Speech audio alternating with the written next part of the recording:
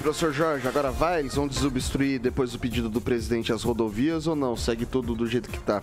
Eu não sei, não dá para saber, porque aqui, por exemplo, quem está incitando, aqui outros vão para a rua, etc. Então, não dá para saber, porque aqui há um caos no grupo do grupo D, não sei como chamar, se é bolsonarista ou não, porque não dá para saber mais nada desse grupo da direita, né? Grupo de família. Então é bastante difícil saber o que vai ocorrer. Agora, o que deve ocorrer por parte das autoridades, a gente já sabe, já viu aí a atuação do governador de São Paulo, rapidamente colocando ordem na principal economia do país de imediato, e o candidato eleito pegando o avião indo para Miami, né?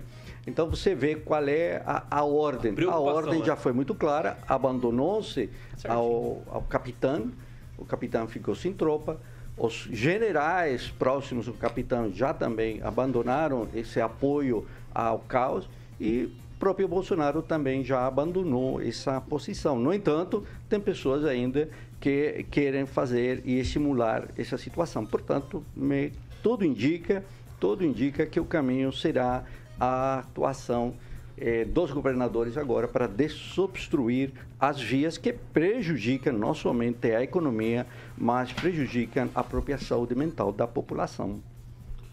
Quem, Rafael? Olha, isso aí só atesta, né, que essas manifestações não são por conta de um homem, não é por conta do Bolsonaro, né? Essa manifestação ela é completamente espontânea, sem ter uma liderança política, né? Não tem. Tanto é que o Bolsonaro falou assim, olha, desobstruam as vias porque isso é inconstitucional, porque deve ser assegurado o direito de ir e vir. Simples assim. Agora, as manifestações que estão aí, ordeiras, pacíficas, grupos de família, de forma completamente espontânea, porque ela sabe quais são as pautas que fazem caminhar essas manifestações. As pautas são simples. Arbitrariedade no Poder Judiciário, prévia censura. A emissora recebeu uma prévia censura, não poderia falar que o ex-presidente era ex-presidiário. Se isso não é uma prévia censura, o que seria?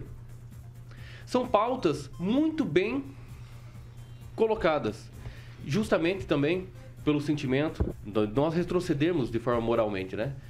Lula foi reabilitado de forma jurídica, mas não social.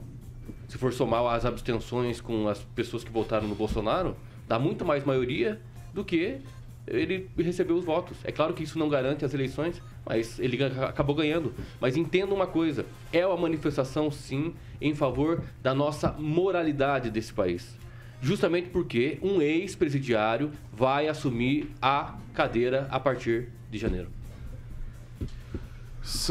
Deixa eu ver, vou passar agora pro Aguinaldo.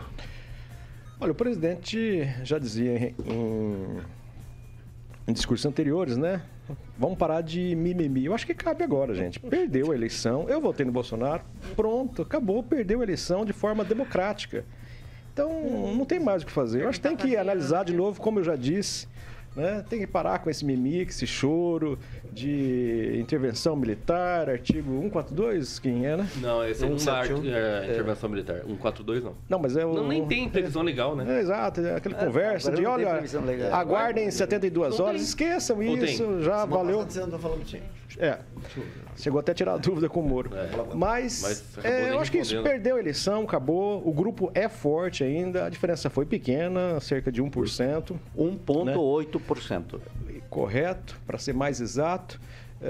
A questão de abstenção também, né? Não dá para dizer que quem não votou iria votar no Bolsonaro, ou seja, isso foi tanto no primeiro turno quanto no segundo, isso foi a mesma margem que teve em 2018, teve agora também de abstenções, então não dá, né? O Bolsonaro perdeu no primeiro turno, perdeu no segundo, perdeu no terceiro. Parar de discriminar também o pessoal do Nordeste, porque lá se manteve a média da votação. O Sul aqui, o Sudeste, né, que nós dizemos que é bolsonarista e tal, o Lula aumentou um pouquinho a votação dele, ainda em relação ao primeiro turno. Talvez tenha sido isso que tenha dado a diferença aí de quase cerca de 2 milhões. Então, parar de conversa fiada, vamos trabalhar, independente de quem ganhou, isso não vai mudar a sua vida, você não vai ficar mais rico ou mais pobre, não. Então, vamos voltar à normalidade, lembrando a muitos comerciantes, empresários, inclusive, que muita gente ganhou dinheiro, empresários e comerciantes, na época do Lula. Claro que no governo Bolsonaro nós tivemos aí a pandemia, não dá para fazer uma comparação tão direta, mas assim como nos Estados Unidos, né, que é o berço também de uma democracia, lá a direita foi eleita e não foi reeleita. Aqui aconteceu a mesma coisa. Então a gente tem que ver que a maioria, mesmo que seja por um voto, escolheu o presidente que esteve preso, que é de esquerda, que tem alguns pensamentos ideológicos, mas a gente tem que ver que a maioria venceu. Bolsonaro já disse que a minoria teria que se curvar à maioria. E a minoria, nesse caso, somos nós agora, que votou no presidente Bolsonaro.